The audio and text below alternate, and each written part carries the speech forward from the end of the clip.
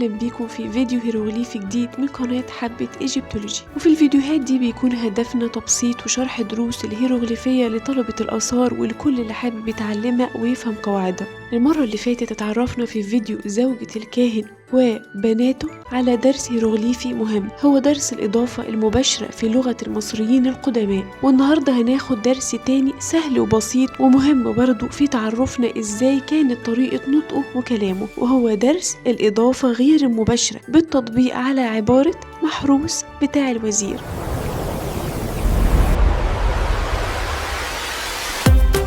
محروس بتاع الوزير، العبارة دي هي ببساطة درس الإضافة غير المباشرة. ليه؟ وهو يعني إيه إضافة غير مباشرة عند المصري القديم أصلا؟ فاكرين درس النحو العربي بتاع المضاف والمضاف إليه اسمين ورا بعض، الأول نكرة والتاني معرفة زي زوجة الكاهن اللي أخدناها المرة اللي فاتت. الإضافة غير المباشرة زيها برضو، هجيب مضاف ومضاف إليه لكن هحشر في النص كلمة ما بينهم، كلمة تفصل ما بينهم، لذلك اسمها إضافة غير مباشرة أو إضافة منفصلة. والكلمة الفاصلة دي هي كلمة بتاع أو بتاعت للمؤنث أو بتوع للجمع في اللهجة العامية المصرية، اللي هي بتقابل في العربية الفصحى حرف لي وتقابل في الإنجليزية حرف أوف. يبقى تاني الإضافة غير المباشرة هي اسمين بيجوا ورا بعض لكن في النص في فاصل ما بينهم، والفاصل ده ترجمته بالعامية كلمة بتاع، وباللغة العربية الفصحى لي، وبالإنجليزية اوف. طيب باللغة المصرية القديمة بقى كان الفاصل ده اللي ترجمناه بتاع كان بينطق ايه؟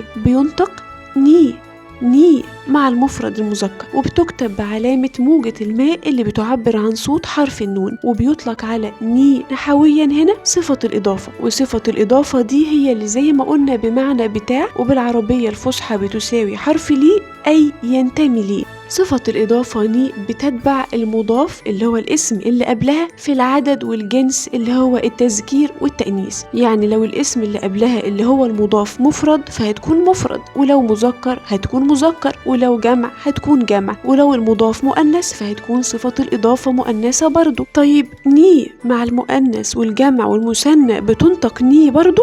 كده بقى لازم نشوف الجدول ده ونتعرف عليهم من البداية كانوا ازاي وبقوا ازاي بعد كده، قبل ما نترجم سوا بالهيروغليفية عبارة محروس بتاع الوزير. صفة الإضافة ني اللي قلنا إن هي بمعنى بتاع أو لي بالعربية الفصحى، مع المفرد المذكر ني، مع المفرد المؤنث نت، مع المثنى المذكر نيوي. وخلي بالك ده نادر قوي في الظهور، هو والمثنى المؤنث اللي بينطق نيتي، وجمع المذكر نيو أو نو، وجمع المؤنث نيوت.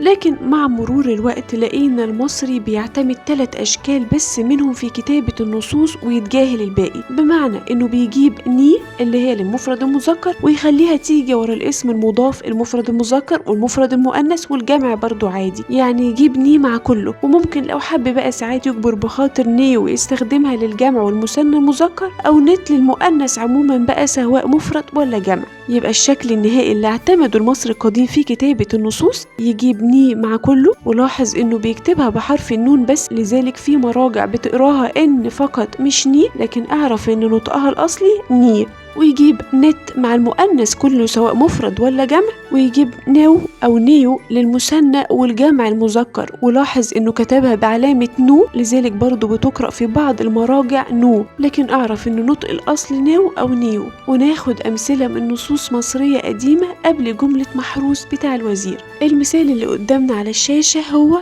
عاو نيسختي، عاو نيسختي الحمير بتوع الفلاح أو حمير للفلاح. العبارة دي اعربها إنها إضافة غير مباشرة أو إضافة منفصلة، علشان في كلمة فصلت ما بين المضاف والمضاف إليه. عاو بمعنى حمير هو المضاف، وني صفة الإضافة. ولاحظ هنا رغم إن حمير جمع مذكر إلا إنه استخدم صفة الإضافة ني مش ناو، وده اللي قلناه إن في النصوص بقى بيستخدم عامة ني لكله عادي. وسختي بمعنى فلاح هو المضاف إليه. مثال كمان حموت نتورو، حموت نت ورو الزوجات بتوع الزعماء أو الرؤساء، أو زوجات للزعماء. زوجات اللي هي حموت هي المضاف، نت صفة إضافة للمؤنث، ورو بمعنى الرؤساء أو الزعماء أو العظماء هي المضاف إليه. إذن العبارة كلها برضو إضافة غير مباشرة. طيب محروس بتاع الوزير بقى نقولها إزاي؟ العبارة زي ما عرفنا إضافة غير مباشرة، محروس مضاف بتاع صفة إضافة والوزير مضاف إليه، وهنقولها محروس هتبقى باللغة المصرية القديمة طبعا محروس برضو لأنه اسم راجل وهيفضل طول عمره زي ما هو بيترجم محروس عادي، يبقى محروس. وبما إن محروس اسم مفرد مذكر يبقى كلمة بتاع اللي هي صفة الإضافة هتتبعه وهتكون زيه في العدد والجنس، فهتبقى ني للمفرد المذكر، والوزير ساطي ساطي. يبقى العبارة محروس بتاع الوزير محروس نيساتي. كل لما تيجي بقى تذاكر الإضافة غير المباشرة حط المثال ده في دماغك وافتكره وطبق عليه مع أي عبارة تقابلك مكونة من اسمين وفي فاصل ما بينهم علشان تعرف إذا كانت إضافة غير مباشرة ولا لأ. محروس بتاع الوزير محروس نيساتي. كانت معكم سالي أحمد. حافظوا على أثاركم، تحموا تاريخكم. بتمنى لكم هيرو نافر.